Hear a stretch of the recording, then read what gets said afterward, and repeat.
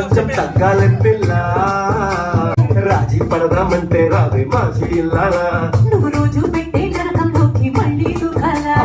పాతవన్నీ చూడాలా అంటూ ఏదో చూడాలా కలకత్తా కాళీ మాత నీకు వెన్నత్తయ్య